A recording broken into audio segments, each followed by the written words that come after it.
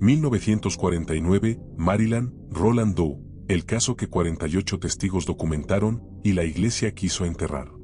En los suburbios tranquilos de Cottage City, Maryland, donde las casas de ladrillo rojo se alinean como centinelas silenciosos bajo el cielo gris del invierno de 1949, una familia americana promedio estaba a punto de enfrentar una pesadilla que desafiaría todo lo que creían saber sobre la realidad, el bien y el mal, y los límites entre el mundo visible y las fuerzas que acechan más allá de nuestra comprensión. Cottage City era, en todos los sentidos, el epítome del sueño americano de la posguerra. Una pequeña comunidad de clase trabajadora situada a las afueras de Washington, D.C., donde los veteranos regresados de la Segunda Guerra Mundial habían construido vidas estables y predecibles para sus familias.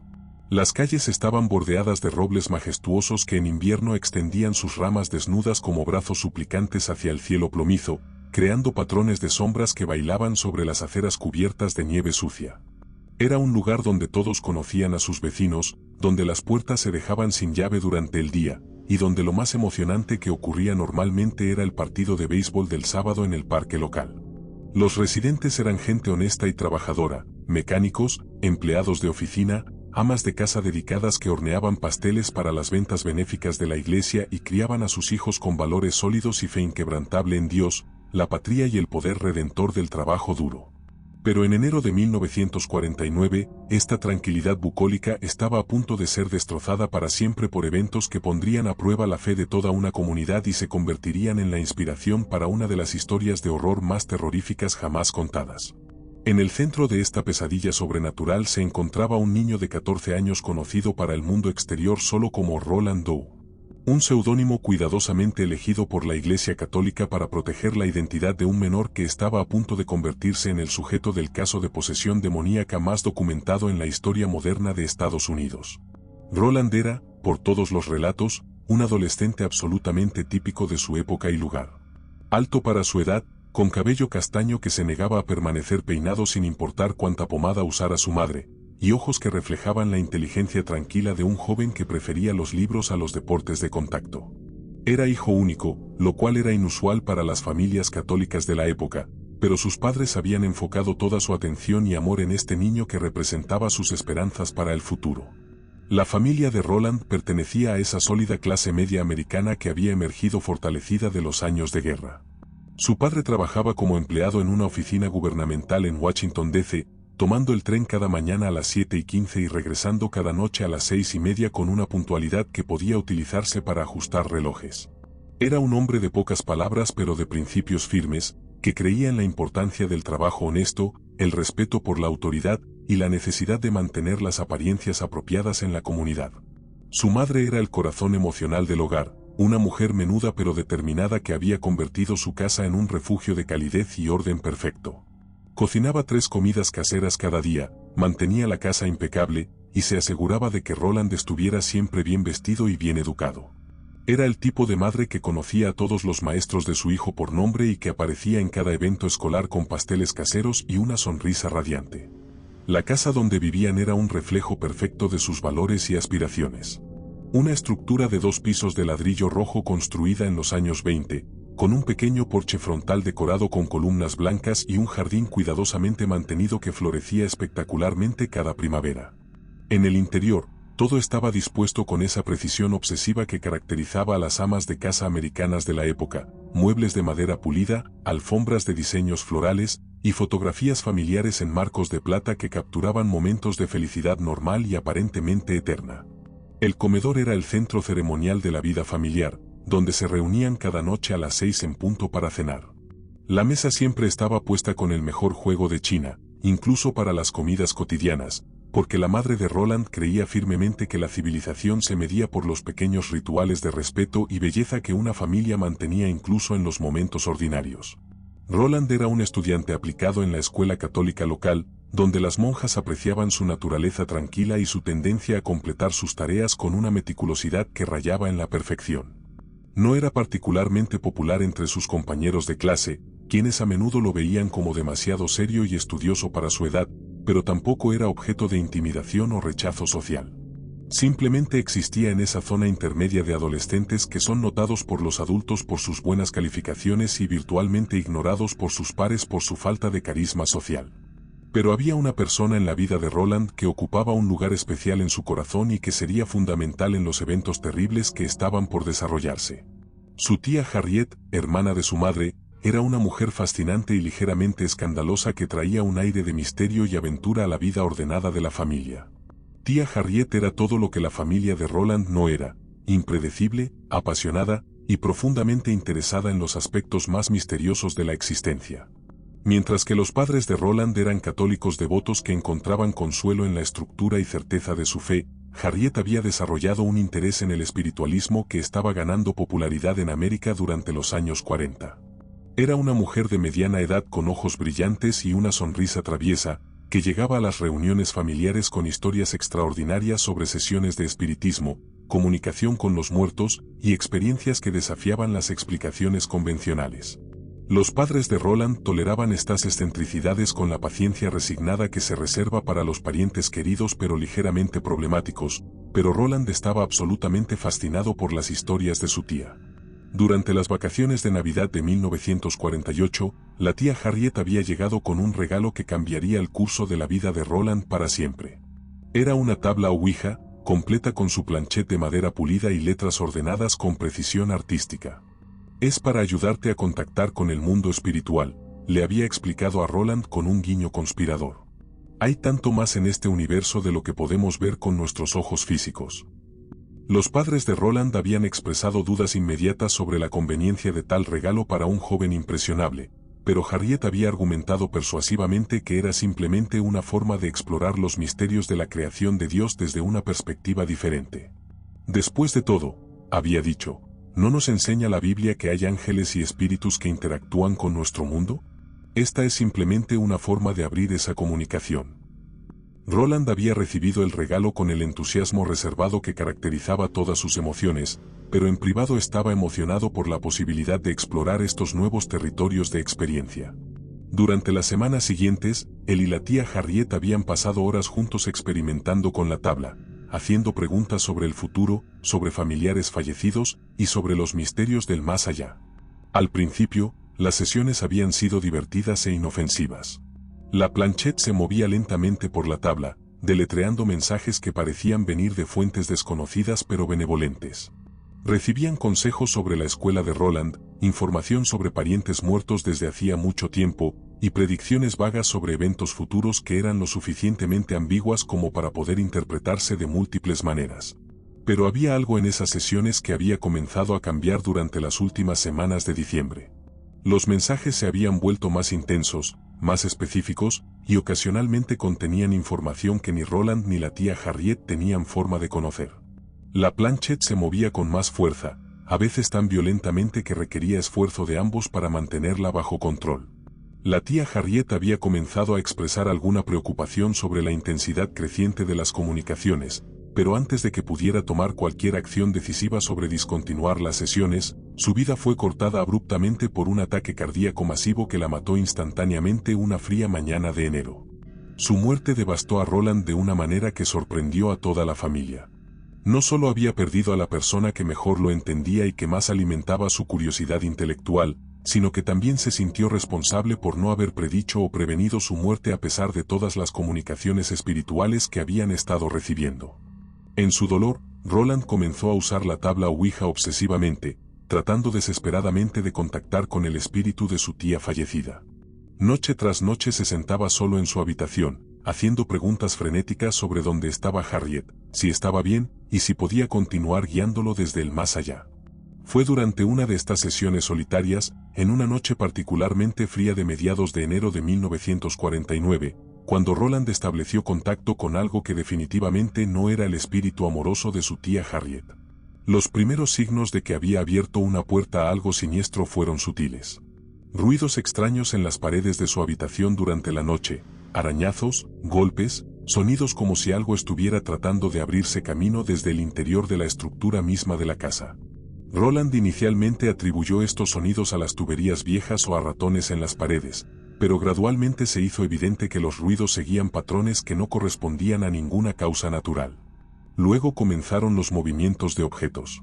Al principio eran cosas pequeñas, libros que aparecían en lugares donde Roland estaba seguro de no haberlos dejado, cajones que se encontraban abiertos por la mañana cuando estaba cierto de haberlos cerrado la noche anterior, y la sensación persistente de que alguien había estado en su habitación durante la noche reorganizando sus pertenencias con una precisión casi burlona. Pero la noche del 15 de enero de 1949, exactamente 2 semanas después de la muerte de la tía Harriet, los fenómenos escalaron a un nivel que ya no podía ser ignorado o explicado racionalmente.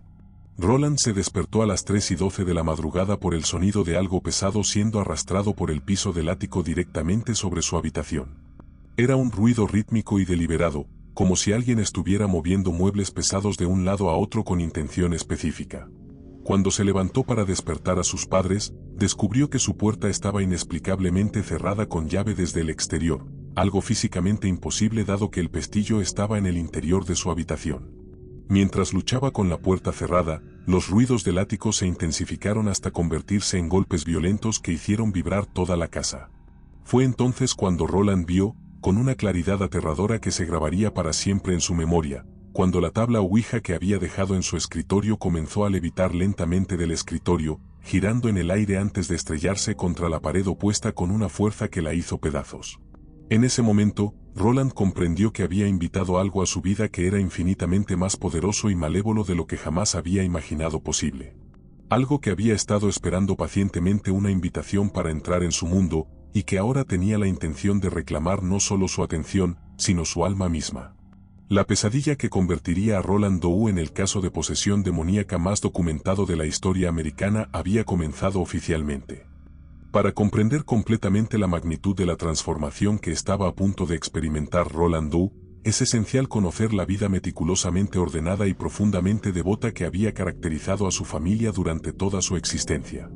Los Doe eran, en todos los aspectos imaginables, la encarnación perfecta del ideal católico americano de la época, una familia nuclear unida por la fe, el trabajo honesto, y una devoción inquebrantable a los valores tradicionales que habían construido la nación más poderosa del mundo. El hogar de los Doe en Cottage City era un santuario de rutina reconfortante y tradición religiosa.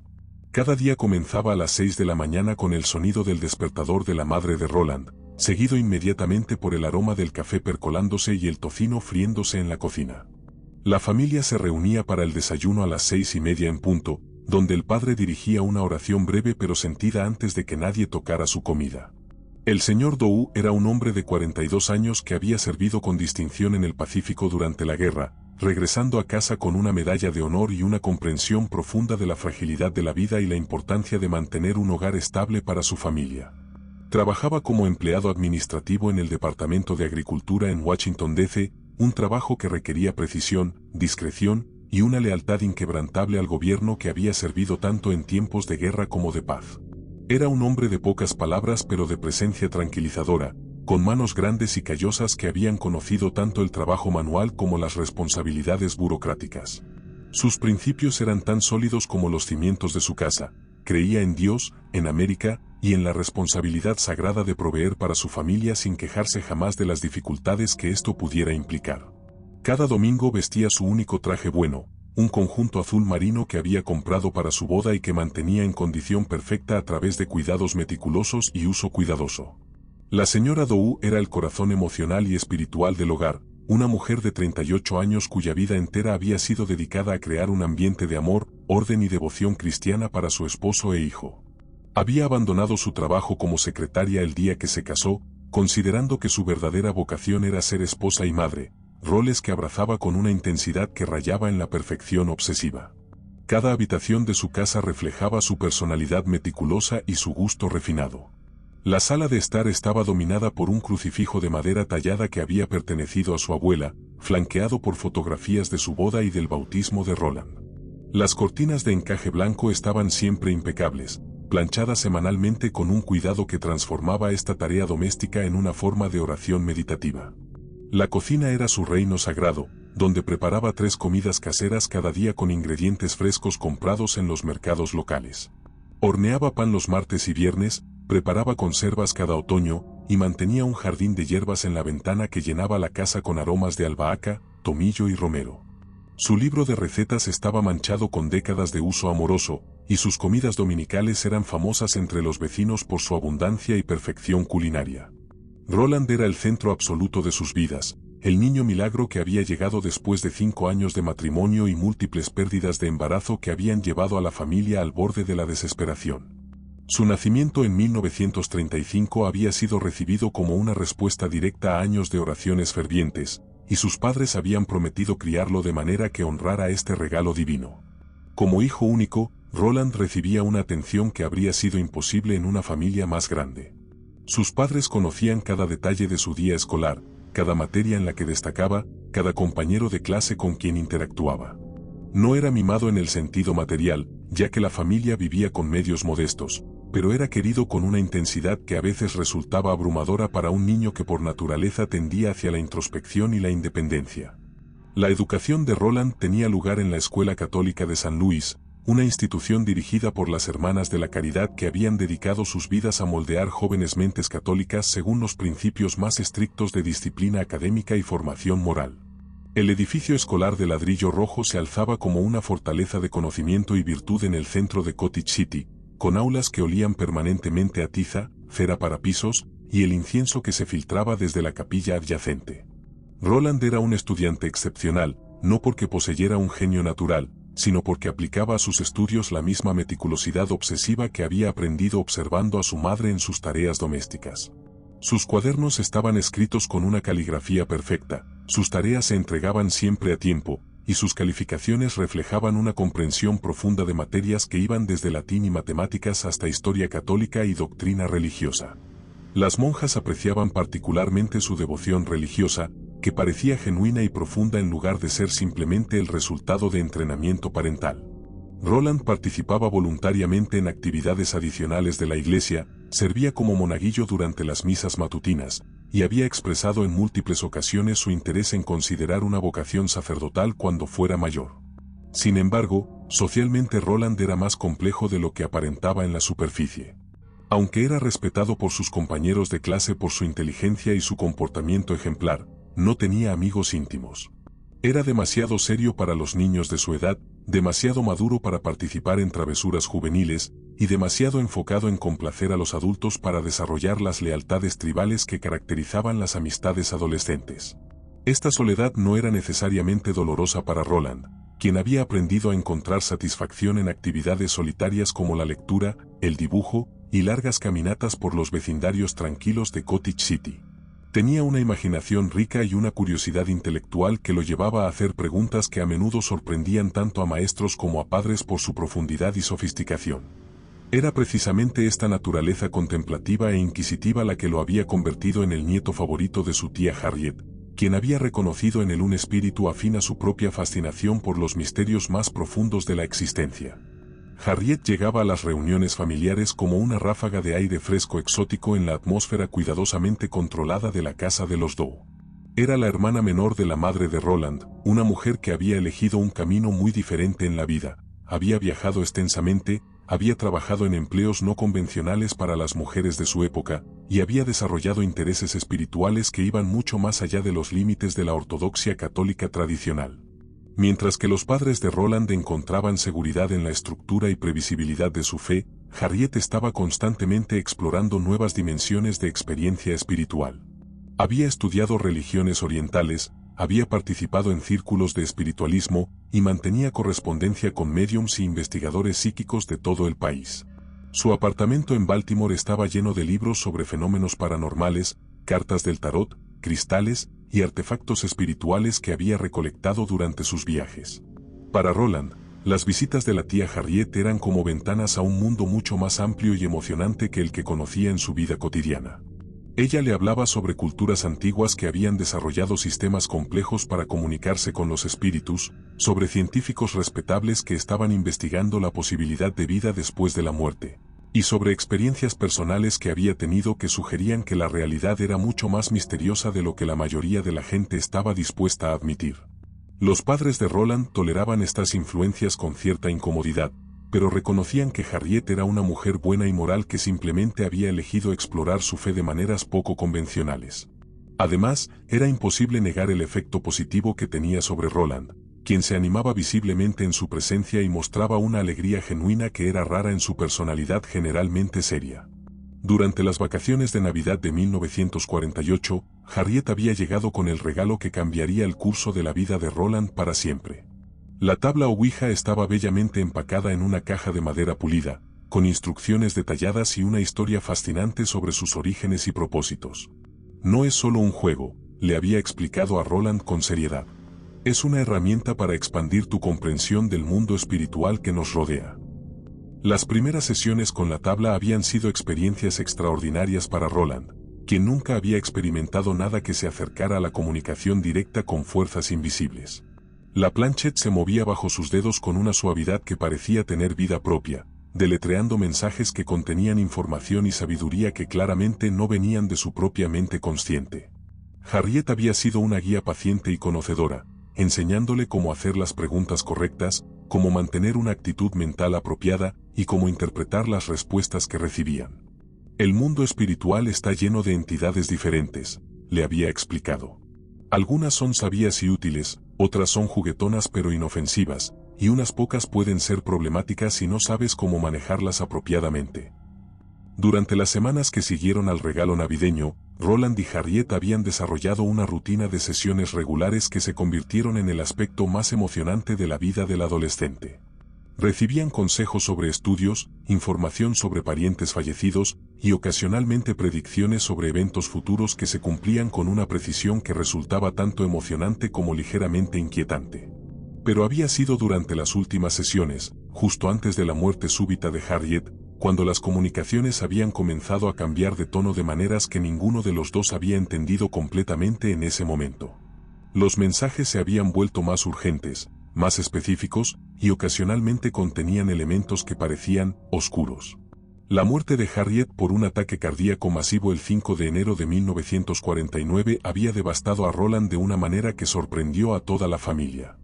No solo había perdido a la persona que mejor lo comprendía y que más alimentaba su curiosidad intelectual, sino que se sentía responsable por no haber recibido alguna advertencia durante sus comunicaciones espirituales que pudiera haber salvado su vida. En su dolor y desesperación, Roland había comenzado a usar la tabla Ouija obsesivamente, tratando de restablecer contacto con el espíritu de su tía amada. Noche tras noche se sentaba solo en su habitación, haciendo preguntas frenéticas sobre el paradero de Harriet, su bienestar en el más allá, y la posibilidad de que pudiera continuar guiándolo desde su nueva existencia espiritual.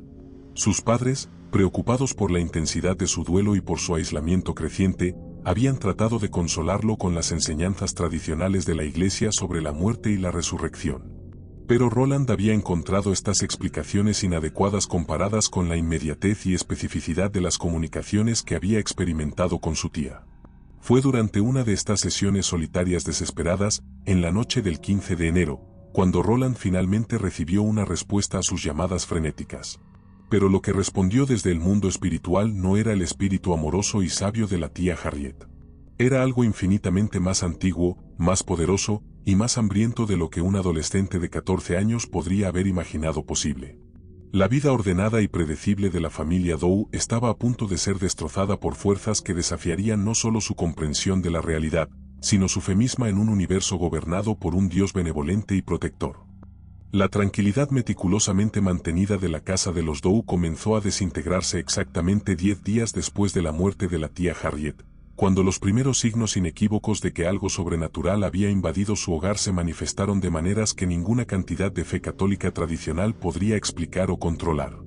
La primera indicación de que la realidad misma se había fracturado en su mundo ordenado llegó durante la cena del 15 de enero de 1949. La familia estaba sentada alrededor de su mesa de comedor, participando en la rutina sagrada de la comida vespertina, cuando un sonido extraño comenzó a emerger desde las paredes de la habitación. Al principio era apenas perceptible, un rasguño suave y rítmico que parecía venir desde el interior mismo de la estructura de la casa.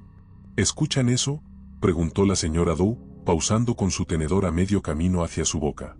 Su instinto maternal había detectado inmediatamente que algo en su hogar protegido no estaba como debería estar.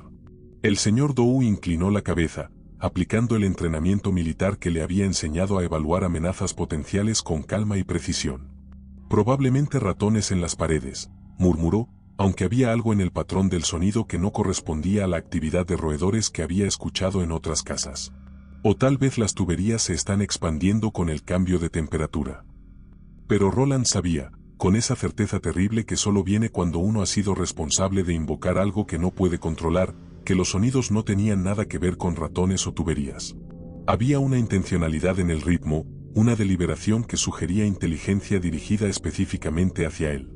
Durante las siguientes 3 horas, mientras la familia trataba de continuar con sus actividades nocturnas normales, los sonidos se intensificaron gradualmente. Lo que había comenzado como rasguños suaves se convirtió en golpes más fuertes, como si algo estuviera golpeando las paredes desde adentro con puños cerrados. El patrón era inquietantemente consistente: 3 golpes rápidos, seguidos por una pausa, luego 3 golpes más. «Voy a revisar el sótano», anunció el señor Dow finalmente, armándose con una linterna y su determinación característica para enfrentar cualquier problema doméstico de manera directa y práctica. «Debe haber algo suelto en la caldera o en las conexiones de gas». Pasó 45 minutos inspeccionando meticulosamente cada tubería, cada conexión y cada rincón del sótano, pero no encontró nada que pudiera explicar los sonidos que ahora resonaban por toda la casa con una regularidad que parecía burlarse de sus esfuerzos racionales para encontrar una explicación lógica.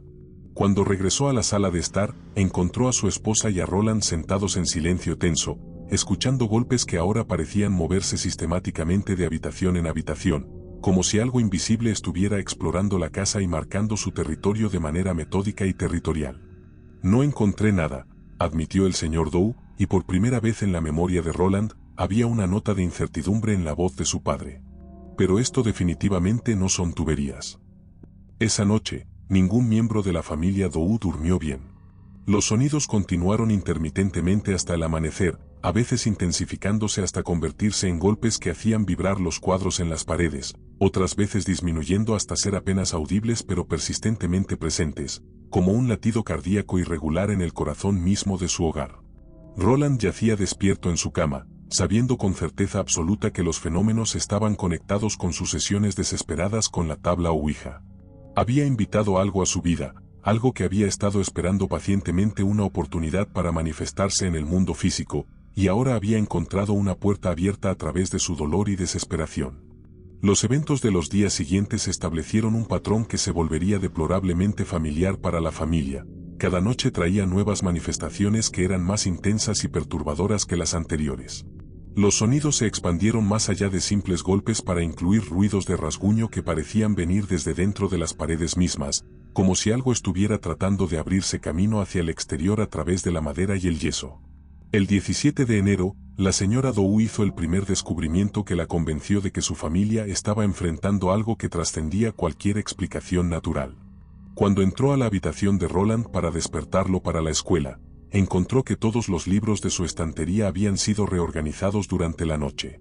No estaban simplemente desordenados, habían sido meticulosamente reorganizados en orden alfabético inverso, una tarea que habría requerido horas de trabajo cuidadoso. «Roland», dijo suavemente, sacudiendo el hombro de su hijo. «¿Estuviste reorganizando tus libros anoche?» Roland se incorporó lentamente, mirando hacia su estantería con una mezcla de fascinación y terror. «No, mamá. Me dormí inmediatamente después de hacer mis tareas». Pero incluso mientras lo decía, sabía que ella no le creería completamente, porque la alternativa era demasiado perturbadora para que una madre católica devota la considerara seriamente. Durante los siguientes días, los objetos en movimiento se convirtieron en una característica regular de la vida en la casa Dow. Cuadros se encontraban colgados torcidos por las mañanas, muebles aparecían movidos varios centímetros de sus posiciones originales, y pequeños objetos personales se materializaban en lugares donde ningún miembro de la familia recordaba haberlos puesto. El señor Dow, aplicando su entrenamiento militar para resolver problemas de manera sistemática, instaló cerraduras adicionales en todas las puertas y ventanas, verificó que no hubiera signos de entrada forzada, e incluso contactó a la policía local para reportar posible actividad de intrusos. Pero cuando los oficiales inspeccionaron la casa meticulosamente, no encontraron evidencia de que alguien hubiera entrado desde el exterior. «Tal vez uno de ustedes está caminando dormido», sugirió uno de los policías, tratando de ofrecer una explicación racional que pudiera tranquilizar a esta familia obviamente respetable y estable.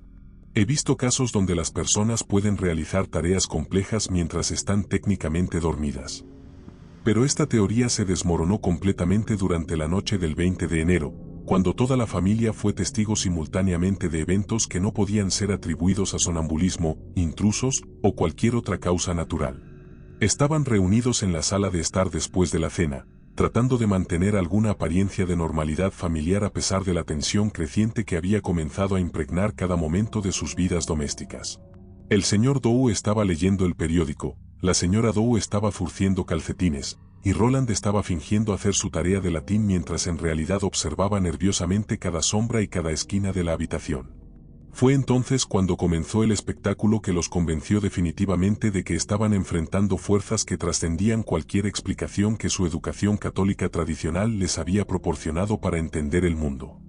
Los libros comenzaron a salir volando de sus estantes por sí solos, no cayendo como si hubieran perdido el equilibrio, sino siendo lanzados con fuerza deliberada a través de la habitación como si manos invisibles los estuvieran arrojando con intención maliciosa. Los cojines del sofá se levantaron del mueble y comenzaron a flotar en el aire durante varios segundos antes de caer al suelo con golpes sordos que resonaron por toda la casa. Pero lo más aterrador de todo fue lo que le sucedió a Roland durante este caos sobrenatural. Mientras observaba horrorizado el poltergeist que se desarrollaba a su alrededor, sintió una fuerza invisible agarrar sus brazos y levantarlo literalmente de su silla. Por un momento que pareció eternidad, flotó aproximadamente 30 centímetros sobre el asiento, sostenido por algo que no podía ver pero que podía sentir físicamente, manos frías e increíblemente fuertes que lo sujetaban con una firmeza que era tanto protectora como amenazante. «Roland», gritó su madre, pero antes de que pudiera moverse para ayudarlo, él fue depositado suavemente de vuelta en su silla, aparentemente ileso pero visiblemente conmocionado por la experiencia de haber sido manejado por fuerzas invisibles. El fenómeno duró aproximadamente 5 minutos, durante los cuales la familia Dow permaneció inmóvil, observando cómo su mundo familiar se transformaba en algo que parecía salido de una pesadilla medieval sobre demonios y posesión. Cuando finalmente terminó, la habitación quedó en silencio absoluto, pero era un silencio cargado de presencia, como si algo invisible permaneciera observándolos, evaluando sus reacciones y planificando sus próximos movimientos. «Necesitamos ayuda», susurró la señora Dow, rompiendo finalmente el silencio. «Esto está más allá de cualquier cosa que podamos manejar nosotros solos». El señor Dow, cuyo mundo ordenado de causa y efecto había sido destrozado por lo que acababa de presenciar, asintió lentamente. «Voy a llamar al pastor Schulze mañana por la mañana», murmuró. «Él sabrá qué hacer». El reverendo Luther Miles Schulze era el pastor de la iglesia luterana local donde la familia había adorado durante años. Era un hombre de 62 años con una reputación sólida como consejero pastoral y un conocimiento extenso de las escrituras que había proporcionado consuelo y orientación a su congregación durante más de 3 décadas de servicio ministerial. Cuando el señor Dow lo contactó la mañana siguiente y le describió los eventos que habían estado ocurriendo en su hogar, el pastor Schulze inicialmente respondió con el escepticismo educado que había aprendido a aplicar a relatos que parecían desafiar las leyes naturales. Pero la reputación impecable de la familia Dow, combinada con la angustia genuina en la voz del señor Dow, lo convenció de que al menos debía investigar la situación personalmente. Su primera visita a la casa Dow ocurrió la tarde del 23 de enero, y lo que presenció durante esas 3 horas cambió para siempre su comprensión de las posibilidades sobrenaturales dentro de un universo cristiano. El pastor Schulze llegó preparado para ofrecer consejo pastoral sobre estrés familiar y posibles explicaciones psicológicas para eventos que probablemente tenían causas naturales que simplemente no habían sido identificadas todavía. Pero antes de que pudiera comenzar su consulta pastoral planeada, fue testigo de fenómenos que desafiaron cada suposición teológica que había desarrollado durante décadas de ministerio. Los objetos se movían en su presencia sin causa visible. Temperaturas en habitaciones específicas fluctuaban dramáticamente sin relación con las condiciones climáticas externas, y más perturbador de todo, presenció a Roland siendo físicamente levantado de su silla por fuerzas que claramente no eran naturales pero que parecían tener intención e inteligencia específicas. En 40 años de ministerio, escribió más tarde el pastor Schulze en una carta a colegas académicos, nunca había enfrentado una situación que desafiara tan directamente mis suposiciones sobre la naturaleza de la realidad espiritual. Los eventos que presencié en la casa Dow no pueden ser explicados por ningún fenómeno natural conocido. Pero lo que más inquietó al pastor Schulze fue la reacción de Roland a su presencia. El adolescente, que había sido criado en una tradición cristiana devota y que había mostrado siempre respeto apropiado por figuras de autoridad religiosa, exhibió una hostilidad casi visceral hacia el pastor que parecía completamente fuera de carácter. Durante la visita pastoral, Roland había murmurado en lo que sonaba como latín, un idioma que según sus padres nunca había estudiado formalmente más allá de las respuestas básicas de la misa. Cuando el pastor Schulze trató de dirigirse a él directamente, el niño había respondido con insultos y blasfemias que parecían venir de una fuente mucho más antigua y malévola que la personalidad normalmente educada y respetuosa que conocían sus padres. «No es el niño hablando», le dijo el pastor Schulze a la señora Dou en privado antes de marcharse.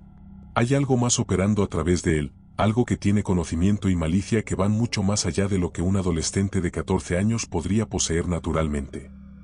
Basándose en su evaluación de la situación, el pastor Schulze tomó la decisión extraordinaria de contactar a las autoridades católicas locales. Aunque él mismo era luterano, reconoció que la tradición católica tenía recursos específicos para enfrentar casos de posible posesión demoníaca que su propia denominación no había desarrollado en la misma medida. Su contacto inicial fue con el padre Edward Albert Hughes, un sacerdote de 45 años que servía como pastor asistente en la iglesia de San Jaime en Mount Rainier, Maryland. El padre Hughes tenía una reputación como erudito bíblico y consejero pastoral, pero también había desarrollado un interés académico en fenómenos sobrenaturales que lo habían llevado a estudiar casos históricos de posesión y exorcismo. Cuando el pastor Schulze le describió los eventos en la casa Dou, el padre Hughes inicialmente respondió con la cautela apropiada que la Iglesia Católica había desarrollado para evaluar afirmaciones de actividad sobrenatural. Pero la consistencia de los testimonios múltiples, combinada con la reputación sólida de todas las partes involucradas, lo convenció de que la situación merecía investigación seria. El primer encuentro del padre Hughes con Roland Dou estaba programado para el 28 de enero en la rectoría de San Jaime. La señora Dou había llevado a su hijo para lo que había sido descrito como una consulta pastoral sobre las tensiones familiares que habían estado experimentando. Pero desde el momento en que Roland entró a la oficina del padre Hughes, quedó claro que esta no sería una sesión de consejería convencional. El adolescente, que normalmente era tímido y respetuoso en presencia de figuras de autoridad adultas, exhibió una hostilidad inmediata y visceral hacia el sacerdote que parecía completamente desproporcionada para la situación. Sus ojos, que normalmente reflejaban la inteligencia tranquila que habían notado sus maestros, brillaban con una malicia que parecía profundamente antigua y completamente ajena a su personalidad conocida. Cuando el padre Hughes trató de comenzar la sesión con una oración simple, Roland reaccionó como si hubiera sido físicamente atacado. Se retorció en su silla, emitió sonidos que no parecían completamente humanos, y comenzó a hablar en lo que el sacerdote reconoció como latín, pero un latín que contenía términos y construcciones que iban mucho más allá de lo que cualquier estudiante de escuela secundaria podría haber aprendido. «Tu Dios no tiene poder aquí», fueron las palabras que salieron de la boca de Roland, pero pronunciadas con una voz que era varios tonos más profunda que su registro vocal normal. «Este niño me pertenece ahora». Fue en ese momento cuando el padre Hughes comprendió que estaba enfrentando un caso auténtico de posesión demoníaca, y que la familia Dou necesitaría recursos que iban mucho más allá de cualquier cosa que el consejo pastoral convencional pudiera proporcionar. La batalla por el alma de Roland Dou estaba a punto de comenzar oficialmente, y sería una guerra que involucraría a algunas de las mentes teológicas más brillantes de la Iglesia Católica Americana en una lucha contra fuerzas que desafiaban toda comprensión racional del mundo natural. Lo que había comenzado como ruidos extraños en las paredes se había convertido en una invasión sobrenatural completa que pondría a prueba no solo la fe de una familia, sino los límites mismos de lo que la Iglesia cristiana entendía sobre la naturaleza del bien y el mal en el universo. El padre Edward Albert Hughes pasó 3 noches sin dormir después de su primer encuentro con Roland Dou, orando fervientemente, consultando textos teológicos antiguos y preparándose mentalmente para una batalla espiritual que sabía que podría costarle no solo su cordura, sino posiblemente su alma misma.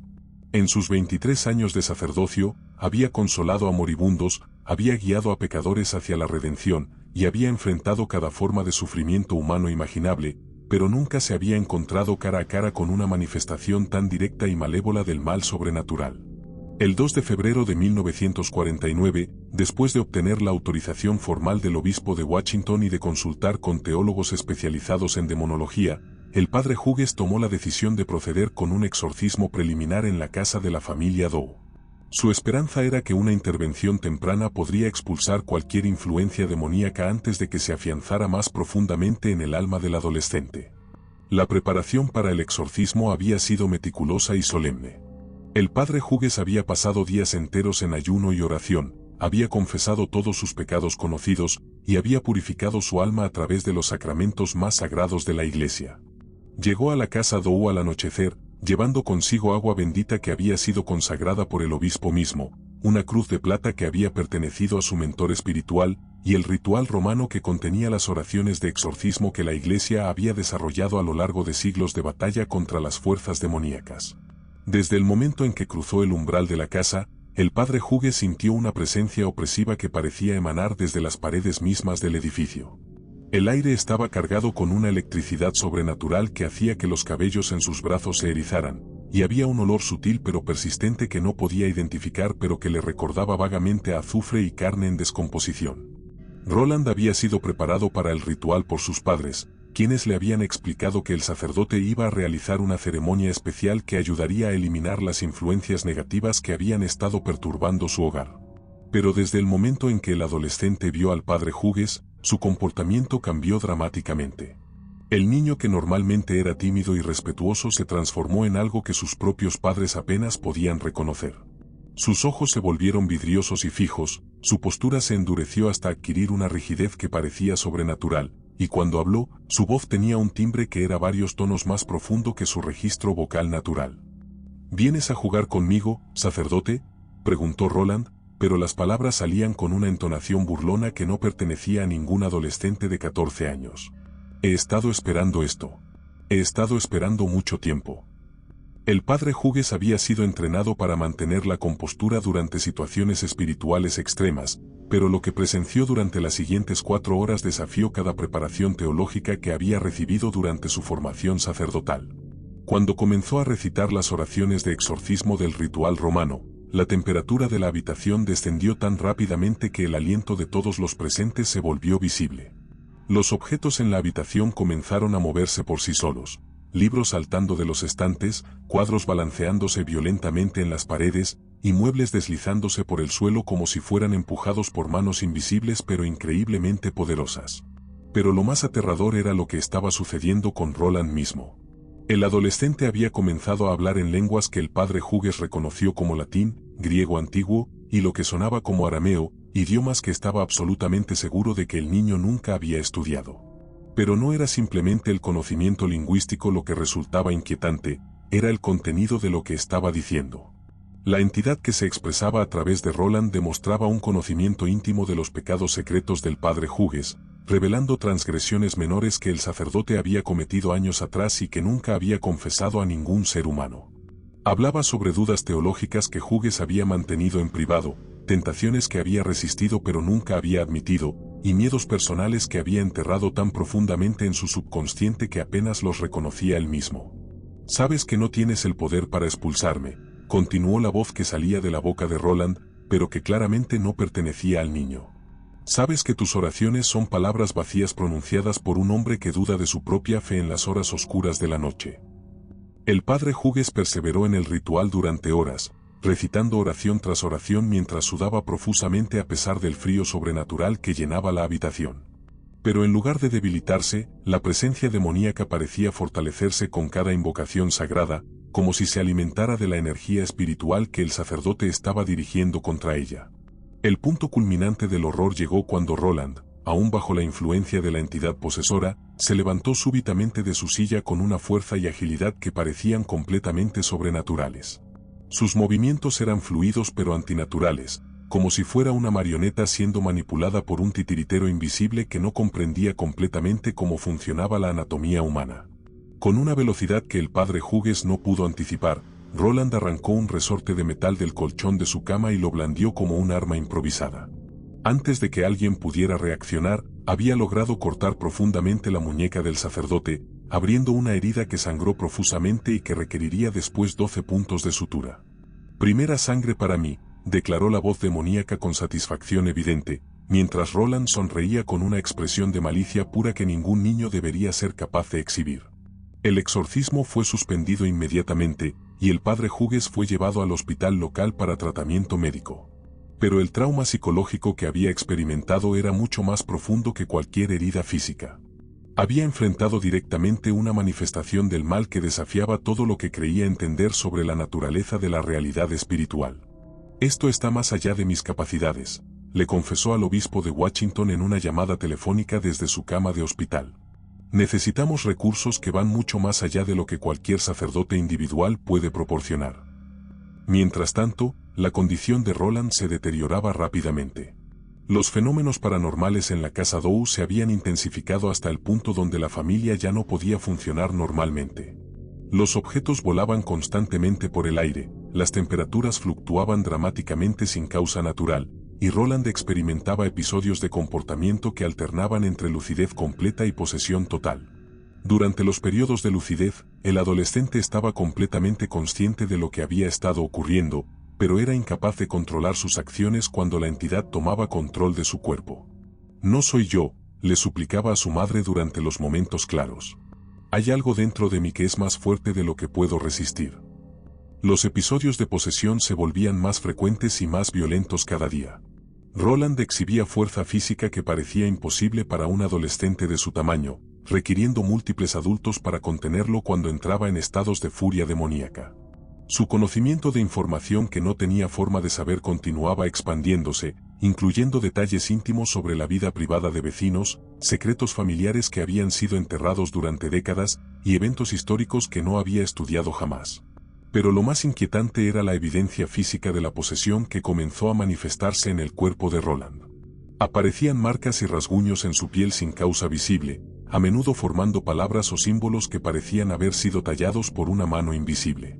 Sus padres descubrieron una mañana que la palabra infierno había aparecido grabada en su pecho durante la noche, con una precisión y profundidad que habría sido imposible de autoinfligir. La situación se volvió tan desesperada que la familia contactó al Hospital Georgetown, una institución católica con recursos especializados para casos psiquiátricos complejos. El doctor en jefe, después de consultar con el padre Hughes y revisar la documentación médica disponible, acordó admitir a Roland para observación y posible tratamiento. El 5 de febrero de 1949, Roland fue admitido en la unidad psiquiátrica del Hospital Georgetown bajo estricta confidencialidad. Los médicos inicialmente esperaban encontrar evidencia de enfermedad mental que pudiera explicar los comportamientos reportados, pero lo que documentaron durante su estadía desafió toda explicación médica convencional. El personal del hospital presenció múltiples incidentes de actividad paranormal que fueron meticulosamente registrados en los archivos médicos oficiales. Las camas se movían violentamente sin causa física aparente, objetos médicos volaban por las habitaciones cuando Roland entraba en episodios de posesión, y las temperaturas en su habitación fluctuaban de manera que no correspondía a ningún sistema de calefacción o refrigeración conocido. Pero lo más perturbador para el personal médico era la transformación completa de la personalidad de Roland durante los episodios de posesión. El adolescente educado y respetuoso desaparecía completamente, siendo reemplazado por una inteligencia malévola que demostraba conocimiento de información médica avanzada, detalles íntimos sobre las vidas personales del personal del hospital, y una comprensión de teología católica que rivalizaba con la de sacerdotes con décadas de entrenamiento. Las enfermeras reportaron que Roland hablaba en idiomas que no reconocían, pero que sonaban antiguos y formales. Cuando se consultó con profesores de lenguas clásicas de la Universidad Georgetown, identificaron fragmentos de latín medieval, griego bizantino, y lo que parecía ser arameo, todos pronunciados con una fluidez que sería imposible para alguien que no hubiera dedicado años de estudio a estas lenguas muertas. El doctor principal del caso, un psiquiatra con 30 años de experiencia en trastornos mentales severos, escribió en sus notas oficiales: «He tratado casos de esquizofrenia, trastorno bipolar y múltiples personalidades, pero nunca he observado fenómenos que desafíen tan completamente las explicaciones médicas conocidas. Los eventos que he presenciado en relación con este paciente sugieren fuerzas que operan más allá del alcance de la psiquiatría convencional». Durante su estancia de 5 días en Georgetown, Roland fue examinado por múltiples especialistas, incluyendo neurólogos, psiquiatras y consultores médicos que habían sido llamados específicamente para evaluar su caso. Las pruebas neurológicas no revelaron ninguna anormalidad física que pudiera explicar sus síntomas, y los exámenes psiquiátricos produjeron resultados que eran inconsistentes con cualquier diagnóstico de enfermedad mental conocida. Pero fue durante la noche del 9 de febrero cuando ocurrió el incidente que convenció incluso a los escépticos más determinados del personal médico de que estaban enfrentando algo que trascendía la medicina convencional. Roland había sido sedado fuertemente después de un episodio particularmente violento de posesión que había requerido 4 enfermeros para contenerlo. Los médicos habían administrado suficiente medicación tranquilizante para mantener inconsciente a un adulto grande durante 12 horas, pero aproximadamente a las 3 de la madrugada, Roland se despertó súbitamente en un estado de alerta completa. Lo que siguió fue presenciado por 6 miembros del personal médico que estaban de turno nocturno. Roland se levantó de su cama con movimientos fluidos que parecían desafiar la gravedad, y comenzó a hablar en una voz que resonaba con una autoridad sobrenatural que llenó toda la unidad psiquiátrica. «Vuestros medicamentos no tienen poder sobre mí», declaró, utilizando un español arcaico que ninguno del personal recordaba haberle escuchado hablar antes. «Vuestros doctores no comprenden la naturaleza de lo que han invitado a su hospital estéril». Las luces de toda la unidad comenzaron a parpadear rítmicamente, los equipos médicos funcionaron incorrectamente de manera simultánea, y la temperatura de la habitación de Roland descendió tanto que se formó escarcha en las ventanas a pesar de que era una noche relativamente cálida de febrero. Pero lo más aterrador de todo fue cuando Roland comenzó a levitar aproximadamente 60 centímetros sobre su cama, sostenido en el aire por fuerzas que claramente no eran naturales. Permaneció suspendido durante aproximadamente 2 minutos, tiempo durante el cual continuó hablando en múltiples idiomas y demostrando conocimiento de información que no tenía forma de poseer. Cuando finalmente fue depositado de vuelta en su cama, Roland inmediatamente volvió a caer en un sueño profundo, como si nada extraordinario hubiera ocurrido. Pero el personal médico que había presenciado el evento estaba profundamente traumatizado por una experiencia que desafiaba toda su formación científica y racionalista.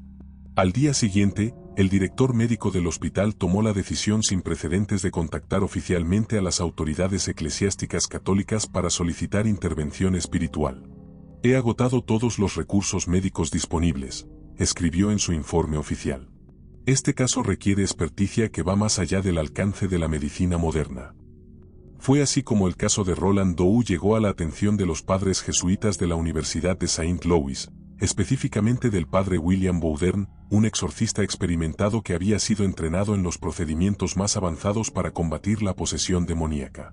El padre Bowdern había estudiado casos históricos de exorcismo, había consultado con demonólogos europeos, y tenía acceso a recursos espirituales que iban mucho más allá de lo que cualquier sacerdote individual podría proporcionar. Cuando fue contactado sobre el caso de Roland, el padre Bowdern reconoció inmediatamente que estaba enfrentando una manifestación demoníaca de intensidad y poder que requerirían los métodos más extremos de intervención espiritual que la Iglesia Católica había desarrollado. La decisión fue tomada de transferir a Roland al Hospital de los Hermanos Alexianos en Saint Louis, Missouri, donde el padre Bowdern y un equipo de sacerdotes especializados podrían realizar un exorcismo formal bajo condiciones controladas y con el apoyo completo de la infraestructura hospitalaria católica. Pero lo que ninguno de los involucrados comprendía completamente era que al trasladar a Roland a Saint Louis, no estaban simplemente cambiando la ubicación geográfica del caso. Estaban intensificando un conflicto espiritual que se convertiría en una de las batallas más documentadas entre las fuerzas del bien y del mal en la historia moderna del cristianismo. La entidad que había tomado posesión de Roland estaba preparada para una guerra, y había estado esperando pacientemente la oportunidad de demostrar su poder contra los recursos espirituales más avanzados que la Iglesia Católica podía desplegar. La verdadera batalla por el alma de Roland Doe estaba a punto de comenzar. El 12 de febrero de 1949, Roland Doe y su familia emprendieron lo que sería el viaje más crucial de sus vidas, un trayecto en tren desde Maryland hasta Saint Louis, Missouri, donde los recursos espirituales más avanzados de la Iglesia Católica Americana estaban siendo movilizados para librar una batalla sin precedentes contra las fuerzas demoníacas que habían tomado posesión del alma de un adolescente de 14 años. El viaje mismo se convirtió en una pesadilla sobrenatural que convenció incluso a los pasajeros más escépticos del tren de que estaban siendo testigos de fenómenos que desafiaban toda explicación racional. Roland alternaba entre periodos de lucidez completa, durante los cuales lloraba silenciosamente mientras comprendía la magnitud de su situación, y episodios de posesión total que aterrorizaban a todos los que se encontraban en su vagón. Durante uno de estos episodios, mientras el tren atravesaba las montañas de Virginia Occidental, Roland se levantó súbitamente de su asiento y comenzó a caminar por el pasillo central del vagón con movimientos que parecían desafiar las leyes de la física. A pesar de que el tren se balanceaba violentamente en las curvas montañosas, él mantenía un equilibrio perfecto, como si fuera inmune a las fuerzas de inercia que afectaban a todos los demás pasajeros. Saint Louis, declaró con una voz que resonaba con autoridad sobrenatural, la ciudad donde finalmente revelaré mi verdadero poder. Las palabras salían en un inglés arcaico que ningún adolescente moderno debería conocer, y sus ojos brillaban con una luz que no parecía completamente humana. Los otros pasajeros observaban con una mezcla de fascinación y terror mientras Roland regresaba a su asiento y inmediatamente volvía a caer en un estado de inconsciencia aparente, como si la entidad que lo controlaba hubiera usado toda su energía disponible para hacer esa declaración profética. La llegada a Saint Louis marcó el comienzo de la fase más intensa y documentada de toda la experiencia de posesión. El padre William Sporing Bowdern, un jesuita de 51 años con una reputación internacional como exorcista experto, había pasado semanas preparándose para este encuentro. Había consultado con demonólogos europeos, había estudiado casos históricos de posesión extrema, y había reunido un equipo de asistentes espirituales que representaban lo mejor que la tradición católica podía ofrecer en términos de guerra espiritual. El padre Bowdern era un hombre de presencia imponente y fe inquebrantable que había dedicado su carrera sacerdotal a estudiar las manifestaciones más extremas del mal sobrenatural. Había realizado exorcismos en Europa durante la guerra, había asistido a casos de posesión que habían sido documentados por el Vaticano, y poseía un conocimiento de demonología que era considerado entre los más avanzados de su época. Su primer encuentro con Roland tuvo lugar en una habitación especialmente preparada en el Hospital de los Hermanos Alexianos, una institución católica que había sido elegida específicamente por su capacidad para proporcionar tanto cuidado médico como apoyo espiritual para casos extremos. La habitación había sido purificada con agua bendita, las paredes habían sido adornadas con crucifijos y reliquias sagradas, y se habían tomado medidas especiales para asegurar que el ritual pudiera ser realizado sin interrupciones externas. Desde el momento en que el padre Bowdern entró a la habitación, la entidad demoníaca que controlaba a Roland reaccionó con una violencia que superó incluso las expectativas más pesimistas del exorcista experimentado. La temperatura de la habitación descendió instantáneamente hasta niveles que hicieron que el aliento de todos los presentes se volviera visible, y un olor nauseabundo que combinaba azufre con carne putrefacta llenó el espacio cerrado. Roland se retorció en su cama con una fuerza que requirió 4 asistentes para contenerlo, y comenzó a hablar simultáneamente en múltiples idiomas con una fluidez que demostraba conocimiento que iba mucho más allá de cualquier educación humana posible. El padre Bowdern identificó inmediatamente fragmentos de latín eclesiástico, griego koiné del Nuevo Testamento, hebreo bíblico, y lo que parecía ser arameo del primer siglo. Bowdern, gruñó la voz demoníaca, pronunciando el nombre del sacerdote con un desprecio que parecía acumulado durante milenios de odio. He estado esperando conocerte. Tu reputación me precede, pero tu poder es insignificante comparado con el mío. Lo que siguió fue un intercambio teológico que fue meticulosamente documentado por el padre Raymond Bishop, un jesuita joven que había sido asignado como secretario oficial del exorcismo. Las notas del padre Bishop, que se convirtieron en el registro más completo de un exorcismo jamás mantenido por la Iglesia Católica, revelaron el conocimiento extraordinario que la entidad demoníaca poseía sobre doctrina cristiana, historia eclesiástica, y los detalles más íntimos de las vidas de los sacerdotes presentes. La entidad no solo conocía los pecados secretos de cada clérigo en la habitación, sino que también demostraba una comprensión de teología católica que rivalizaba con la de doctores en divinidad con décadas de estudio especializado. Citaba textos patrísticos en sus idiomas originales, hacía referencias a concilios eclesiásticos obscuros, y discutía controversias teológicas que solo los académicos más avanzados habrían reconocido. ¿Crees que tus oraciones latinas pueden expulsarme?, se burló la voz que salía de la boca de Roland. Yo estaba presente cuando esas palabras fueron escritas por primera vez. Conozco cada matiz, cada debilidad, cada punto donde vuestra fe vacila en la oscuridad. El primer exorcismo formal duró 18 horas continuas, durante las cuales el padre Bowdern recitó el ritual romano completo múltiples veces mientras la entidad demoníaca respondía con resistencia que se intensificaba progresivamente.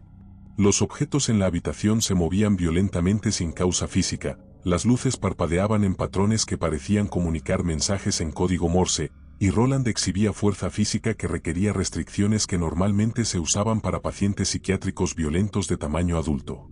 Pero lo más perturbador era la evidencia física de la posesión que se manifestaba directamente en el cuerpo de Roland. Durante el ritual, aparecían marcas y rasguños en su piel que formaban palabras y símbolos que parecían haber sido tallados por una mano invisible. El padre Bishop documentó la aparición de la palabra Louis grabada en las costillas de Roland, seguida por sábado en su cadera, y finalmente 3 semanas en su brazo izquierdo. Parece, escribió el padre Bishop en sus notas oficiales, que la entidad está comunicando información sobre la duración de nuestra batalla. Si las marcas son precisas, este conflicto espiritual continuará durante exactamente 3 semanas y media más. Los exorcismos se convirtieron en una rutina nocturna que consumía las vidas de todos los involucrados. Cada noche, el equipo de sacerdotes se reunía en la habitación preparada del hospital para continuar el ritual, enfrentando resistencia demoníaca que parecía fortalecerse con cada encuentro en lugar de debilitarse. La entidad que controlaba a Roland demostraba una comprensión estratégica de guerra espiritual que sugería experiencia acumulada durante siglos de conflicto con fuerzas cristianas. Durante el día, Roland alternaba entre periodos de relativa normalidad y episodios de posesión que se volvían más frecuentes e intensos. Los médicos del hospital documentaron fenómenos que desafiaban explicación médica, temperaturas corporales que fluctuaban entre hipotermia peligrosa y fiebre extrema sin causa física identificable, fuerza muscular que excedía los límites humanos normales, y conocimiento de información médica que ningún adolescente de 14 años podría poseer. El punto culminante de la resistencia demoníaca llegó durante la segunda semana de exorcismos, cuando la entidad intentó lo que el padre Boudern reconoció como un ataque directo contra la autoridad espiritual de la Iglesia Católica. Durante un ritual particularmente intenso, Roland se incorporó súbitamente en su cama a pesar de estar firmemente restringido, y comenzó a hablar con una voz que resonaba con una autoridad que parecía emanar desde profundidades sobrenaturales. «Vuestra iglesia construida sobre mentiras», declaró la voz demoníaca, utilizando un latín que el padre Boudern reconoció como del período patrístico temprano. «Vuestro Cristo crucificado, vuestros santos mártires, vuestros sacramentos sagrados, todo construido sobre la debilidad humana que yo conozco íntimamente». Fue entonces cuando la entidad comenzó a revelar información sobre la historia secreta de la Iglesia Católica que solo los archivos más restringidos del Vaticano contenían, escándalos que habían sido encubiertos durante siglos, decisiones políticas que habían sido disfrazadas como inspiración divina, y debilidades humanas de santos venerados que nunca habían sido documentadas públicamente. El conocimiento que la entidad demostraba era tan específico y detallado que el padre Boudern se vio obligado a contactar con autoridades eclesiásticas en Roma para verificar algunas de las afirmaciones más extremas. Cuando las respuestas llegaron días después, confirmaron que la entidad poseía acceso a información que debería haber sido imposible de obtener para cualquier fuente terrenal. Pero fue durante la tercera semana de exorcismos cuando comenzaron a aparecer los primeros signos de que la resistencia demoníaca podría estar debilitándose. Roland comenzó a tener periodos de lucidez más largos durante los cuales expresaba arrepentimiento genuino por los eventos que habían devastado su vida y la de su familia. Durante estos momentos claros, suplicaba perdón y expresaba un deseo ferviente de ser liberado de la entidad que había tomado control de su alma. «Puedo sentirlo retirándose», le dijo a su madre durante uno de estos periodos lúcidos. «Es como si algo estuviera soltando su agarre en mi mente. Las oraciones están funcionando». El padre Boudern reconoció estos signos como indicaciones de que el exorcismo estaba finalmente teniendo efecto, pero también sabía por experiencia que las entidades demoníacas más poderosas a menudo intensificaban su resistencia justo antes de la derrota final. Preparó a su equipo para lo que sospechaba sería la batalla espiritual más intensa de todo el proceso. La preparación para el exorcismo final incluyó medidas espirituales extraordinarias que habían sido reservadas para los casos más extremos de posesión demoníaca. El padre Boudern había obtenido reliquias sagradas de santos que habían sido específicamente venerados por su poder contra fuerzas demoníacas, agua bendita que había sido consagrada por el Papa mismo, y oraciones especiales que habían sido desarrolladas por exorcistas del Vaticano para casos de resistencia demoníaca prolongada. La decisión también se tomó de bautizar a Roland como católico antes del exorcismo final, ya que la tradición de la Iglesia sostenía que los sacramentos proporcionaban protección espiritual adicional contra fuerzas sobrenaturales malévolas. El bautismo se realizó en una ceremonia privada que fue presenciada por todo el equipo de exorcistas y que marcó un punto de inflexión emocional para Roland y su familia. Siento como si una luz hubiera entrado en mi alma, reportó Roland después del bautismo. Por primera vez en meses, no siento la presencia constantemente amenazante que había estado acechando en mi mente. Pero la entidad demoníaca no estaba dispuesta a rendirse sin una batalla final que pondría a prueba los límites de todo lo que los exorcistas habían aprendido sobre guerra espiritual. La noche del 18 de abril de 1949 estaba destinada a convertirse en una de las confrontaciones más documentadas entre las fuerzas del bien y del mal en la historia moderna del cristianismo. Todo estaba preparado para el enfrentamiento final que determinaría no solo el destino del alma de Roland Doe, sino que también establecería precedentes para cómo la Iglesia Católica abordaría casos extremos de posesión demoníaca en el futuro. La noche del 18 de abril de 1949 será recordada para siempre como una de las confrontaciones más épicas entre las fuerzas del bien y del mal jamás documentadas por la Iglesia Católica. En la habitación cuidadosamente preparada del Hospital de los Hermanos Alexianos, 48 testigos oficiales, incluyendo 9 sacerdotes jesuitas, se reunieron para presenciar lo que esperaban sería el exorcismo final de Roland Doe. El padre William Bowdern había pasado días enteros en ayuno y oración, preparándose espiritualmente para una batalla que sabía podría requerir hasta la última gota de su fuerza espiritual.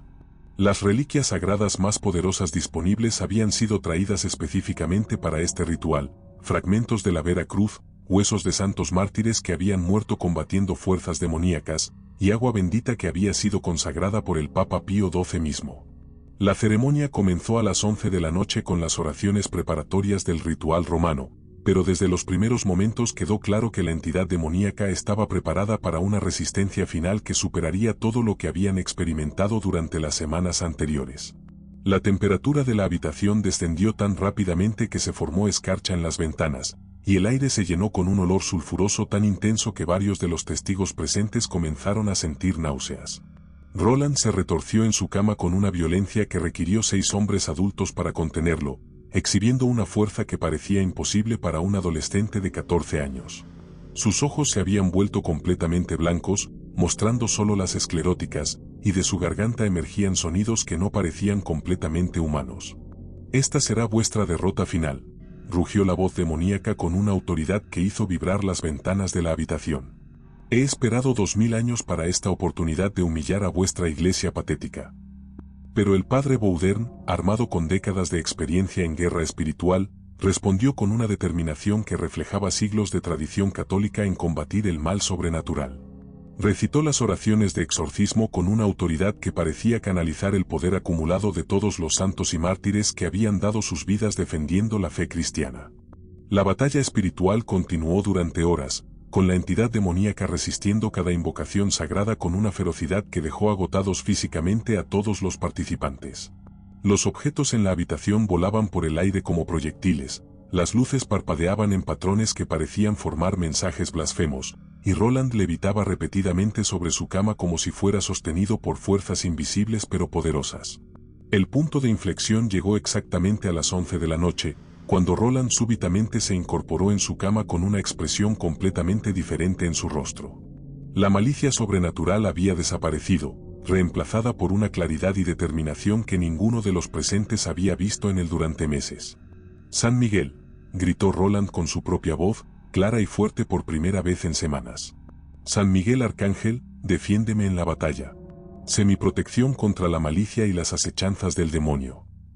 En ese momento, según el testimonio unánime de los 48 testigos presentes, toda la habitación se llenó con una luz dorada que no tenía fuente física identificable. La temperatura se normalizó instantáneamente, el olor sulfuroso desapareció completamente, y una sensación de paz profunda descendió sobre todos los presentes como un manto de tranquilidad sobrenatural. Roland continuó hablando, pero ahora con una autoridad espiritual que claramente no era suya propia. «Yo soy San Miguel Arcángel. Ordeno a Satanás y a todos los espíritus malignos que abandonen este cuerpo inmediatamente, en el nombre del Señor Jesucristo». La respuesta fue inmediata y dramática. Roland emitió un grito que parecía venir desde las profundidades mismas del infierno, un sonido de derrota y furia que resonó por todo el hospital. Luego, súbitamente, cayó hacia atrás en su cama, completamente inmóvil y aparentemente inconsciente. Durante varios minutos que parecieron eternidad, nadie se atrevió a moverse o hablar. Luego, lentamente, Roland abrió los ojos. Pero estos eran los ojos del adolescente que sus padres habían conocido antes de que comenzara la pesadilla, claros, inteligentes y completamente libres de la malicia sobrenatural que los había habitado durante meses. «Se ha ido», murmuró Roland, con voz débil pero inequívocamente suya propia. «Puedo sentir que se ha ido para siempre». Los exámenes médicos inmediatos confirmaron que Roland había vuelto completamente a la normalidad. Su temperatura corporal era estable, su fuerza física había regresado a niveles apropiados para su edad, y más importante aún, no mostraba signos de la personalidad dual que había caracterizado los meses de posesión. El padre Bowdern mantuvo a Roland bajo observación durante una semana adicional, pero no se manifestaron nuevos signos de actividad demoníaca. Los fenómenos paranormales que habían plagado su presencia habían cesado completamente, y el adolescente comenzó a mostrar signos de recuperación psicológica de la experiencia traumática que había dominado su vida durante meses. El 26 de abril de 1949, Roland Doe y su familia regresaron a Maryland, llevando consigo bendiciones especiales del arzobispo de Saint Louis y la promesa de que el caso sería mantenido bajo la más estricta confidencialidad por la Iglesia Católica. Los registros oficiales del exorcismo fueron sellados en los archivos del Vaticano, donde permanecieron clasificados durante décadas.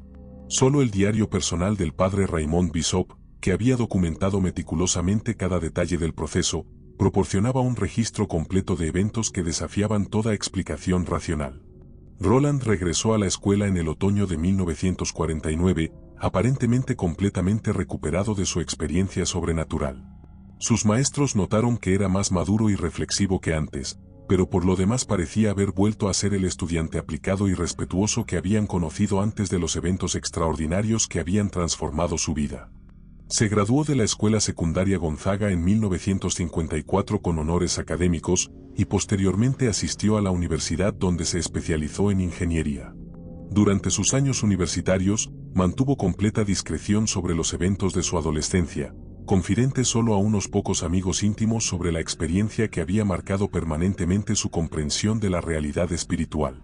Después de graduarse, Roland construyó una carrera exitosa como ingeniero, eventualmente especializándose en tecnología aeroespacial. Durante los años 60, trabajó para la NASA como parte del programa espacial estadounidense, contribuyendo al desarrollo de tecnologías que hicieron posible el alunizaje de 1969. Sus colegas en la NASA lo recuerdan como un hombre brillante pero reservado, que raramente hablaba sobre su pasado personal y que mantenía una vida privada extremadamente discreta. Trabajó durante casi 40 años en proyectos clasificados del gobierno, desarrollando patentes para materiales resistentes al calor extremo que fueron fundamentales para el éxito de las misiones Apolo. Roland se casó, tuvo hijos, y vivió una vida aparentemente normal en los suburbios de Maryland, a pocos kilómetros de donde había experimentado la posesión demoníaca que había inspirado una de las novelas de horror más famosas de todos los tiempos. Sus vecinos lo conocían como un hombre tranquilo y educado que mantenía un jardín impecable y que nunca causaba problemas en la comunidad. Pero aquellos que lo conocían íntimamente reportaron que tenía ciertos hábitos que sugerían que los eventos de su juventud habían dejado marcas permanentes en su psique. Nunca vivía en casas que tuvieran áticos, evitaba cualquier forma de espiritualismo o actividades paranormales, y se mudaba de residencia cada Halloween porque temía que alguien pudiera identificarlo como la inspiración para El Exorcista. En 1971, 22 años después de su exorcismo, un escritor llamado William Peter Blatty publicó una novela titulada El Exorcista que estaba basada libremente en los eventos que habían sido reportados en los periódicos sobre el caso de Roland. El libro se convirtió en un bestseller internacional, y la adaptación cinematográfica de 1973 se convirtió en una de las películas de horror más influyentes jamás creadas. Durante toda la vida de Roland, su identidad real permaneció protegida por la discreción de la Iglesia Católica y por su propia determinación de mantener privacidad absoluta sobre los eventos que habían marcado su adolescencia. Incluso cuando El Exorcista se convirtió en un fenómeno cultural global, él mantuvo silencio completo sobre su papel como inspiración para la historia. Roland Doe, cuyo nombre real era Ronald Ewing Unkeler, murió el 10 de mayo de 2020 a los 85 años de edad en su hogar en Marriottsville, Maryland. Había llevado una vida productiva y aparentemente feliz, pero según amigos cercanos, nunca había hablado públicamente sobre los eventos de 1949 que habían inspirado décadas de fascinación pública con el fenómeno de la posesión demoníaca. Su identidad real fue revelada públicamente por primera vez en diciembre de 2021 por investigadores que habían rastreado meticulosamente los registros históricos y habían entrevistado a personas que habían conocido tanto a Ronald como a los sacerdotes involucrados en su exorcismo.